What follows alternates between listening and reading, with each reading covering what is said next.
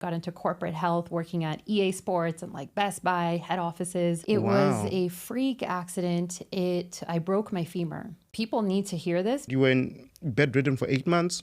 Surgeons were like, you're never going to be able to run again.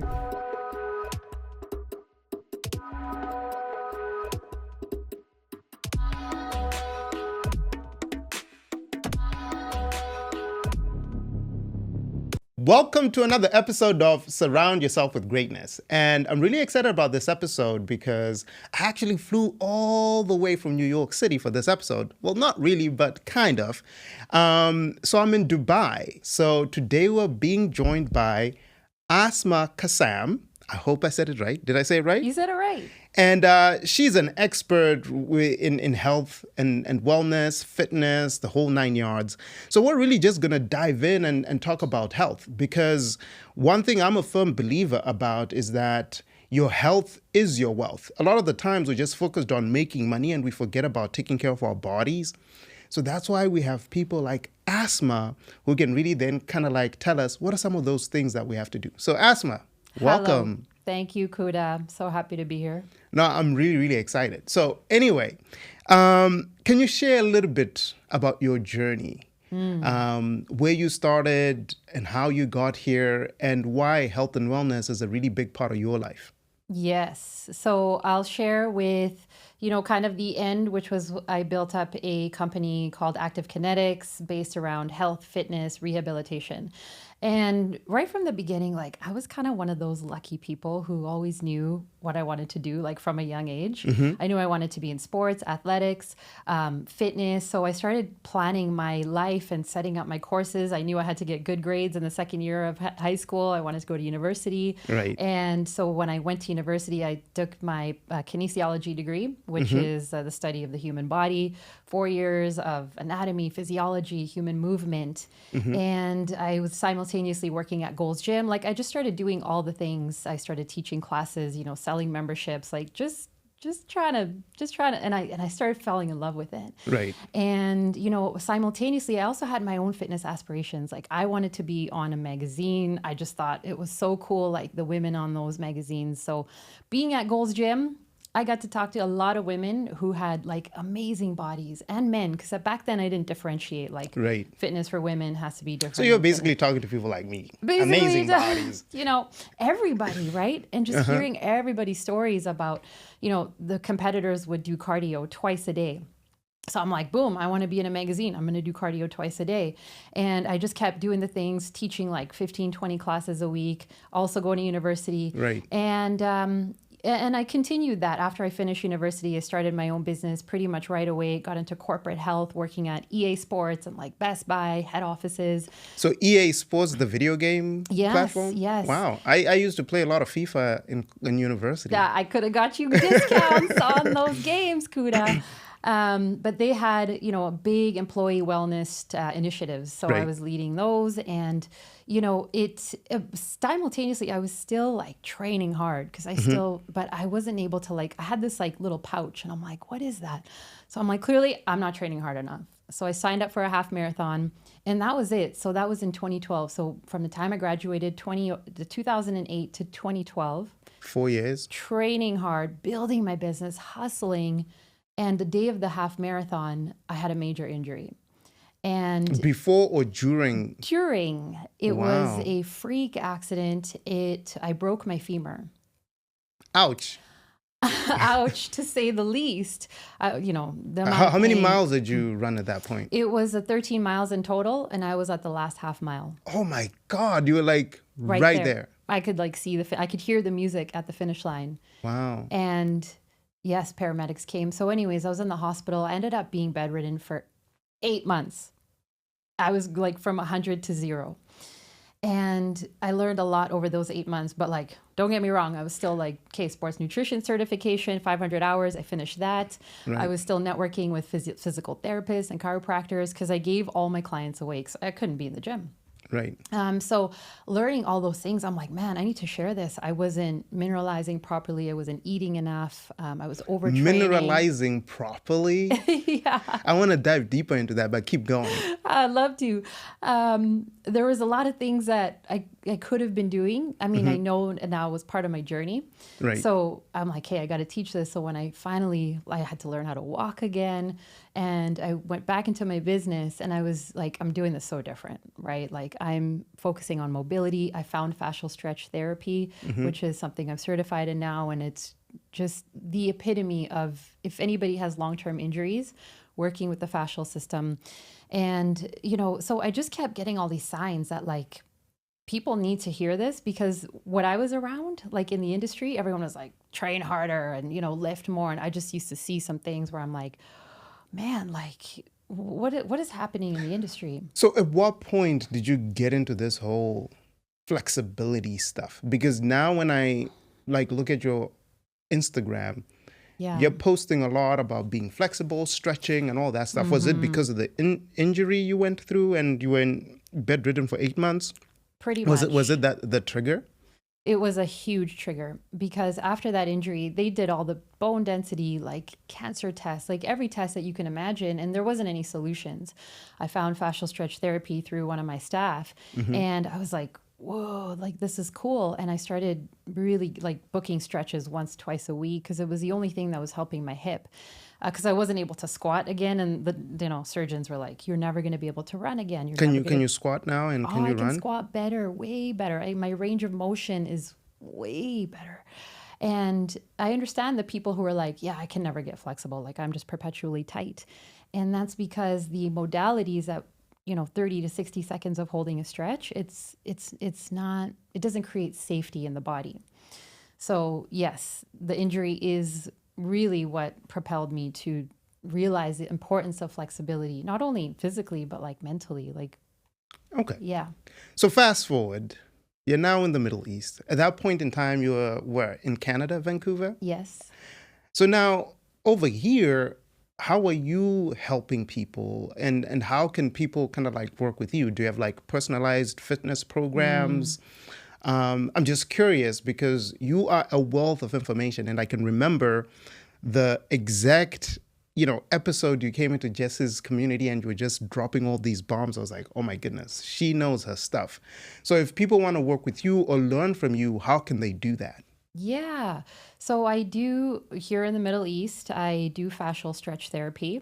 Just started it back up because I'm also a director of operations for a studio. I'm more on the business side, but I do in person. I also have a membership site where I teach fascial stretch. Like I teach Right. people how to basically do it themselves. So what is that? What is fascial stretch? This is my So first time hearing it. the body is encapsulated in like one big sheath. It's your connective tissue, right? It's Right. fascia. Like we have all our segmented muscles, like we have our quads and our glutes, but over all that, there's this white sheath that communicates with your nervous system. And so when our nervous system is, tense or we're stressed, like our sheath will like protect, right? Because it's like, oh, danger, like got to tense up the jaw, tense up the neck, tense up anything that you tense up. Like it's like on guard, Right. Like the amygdala is scanning for danger and your fascial network is responding. This is a mind-body connection. And so that's your fascial tissue. Now, So you know how to relax that? I mean, I know how to relax. Yes, we all do. We're just not, the bridge has not been, the gap has not been bridged. So that's what it's all about. And in a typical session, if someone has never done this, like how does Yeah. it go? Is it like an hour? And how long does it take for you to actually then master it? Oh, master it. It depends where somebody is, like how activated they are. Okay. So the people that come to me are like you. They're high achievers. They're like A types. They're on the go a lot. Right. So for those people, and I love working with those people because that's also me, but like we have to take it down a notch. So it depends on how, ready somebody is to relax. But during the session, it's just, our bodies would be co-regulating. And if I'm stressed or if I'm like I rushed or I just had a stressful situation, it's going to have an impact on you because you're subconsciously co-regulating with me. But I cue breathing and I take it slow and I listen. You listen to the tissues. And sometimes I'll sit in a stretch with somebody, 1 minute, 2 minutes, sometimes three, with like light motion, maybe some PNF to like help get them out of their head and into their bodies. And when the body starts feeling safe, it's like yin yoga, right? 4 minute holds. Right. You're breathing, the body's like, oh, I can relax. Okay. And it's gentle. So if you're like someone in the corporate world, or you're building a business, you're an entrepreneur, and you feel stuck in a rut, like you're just in your regular routine and you know like there's something more, there's like another level in terms of optimizing your health and wellness, like what advice would you have for that individual? Yes. Now, this is a majority of my clients. And so we need to work smarter and not harder. And that usually requires either they need to make space in their routine, right? So maybe they're like, well, I already go to the gym for an hour a day. Like, how much more space do you want? I have a family, I have kids, blah, blah, blah. It may be something that requires them to regulate their nervous system, especially if they're more, high achieving or even if it's just a busy brain, like a lot of us have these days, myself included. Regulation of allowing the body to drop into like a rest and digest. So it would be either a breathing practice, which is really interesting with people who are always on the go. And when you give your body space, you almost get more intuitive and you're like, you get more ideas, like business even becomes easier. Right. You get more inspiration and you're like, you know what, that client doesn't serve me anymore, or I'm going to do this with that person, or you just get ideas because you slow down. You get out of that brainwave state that's like pow, pow, pow, always processing information. Right. And one of your routines is you get a massage once a week? I wish, Kuda. But regularly, though, right? Regularly, I try, yes, because I do my own. I'm a firm believer of you can't just go for the massage, you just go for the stretch, just go.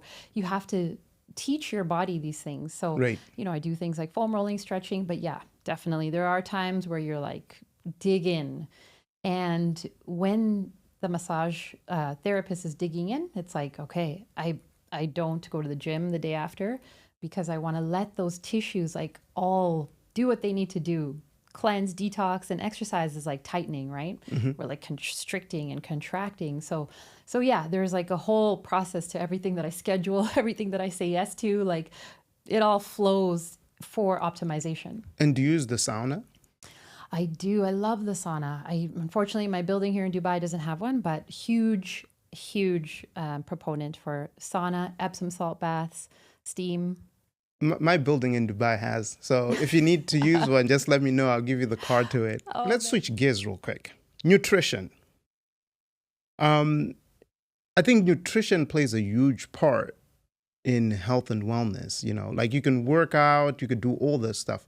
But if what you're putting in is crap, like, the output or like how you feel, who you are, how you look is always a derivative of the input. So walk me through your,